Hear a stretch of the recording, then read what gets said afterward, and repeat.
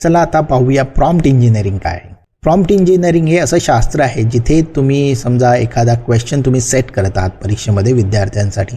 जर तुम्ही विचारलात की एक्सप्लेन AI म्हणजे काय, हा जर प्रश्न तुम्ही जनरिकरित्या विचारलात तर तुम्हाला त्याचं उत्तरही जनरिकच मिळणार आहेत. पण याऐवजी तुम्ही विचारलं स्टुडंटला की AI कशा रीतीने वापरलं जातं शाळेमध्ये स्टुडंट्ससाठी, विद्यार्थ्यांसाठी, ते एक्सप्लेन करा असं लिहिल्यावरती त्याचं जे उत्तर आहे ते ठराविकरित्या योग्य असं मिळणार आहे, ते जनरिक नसणार आहे.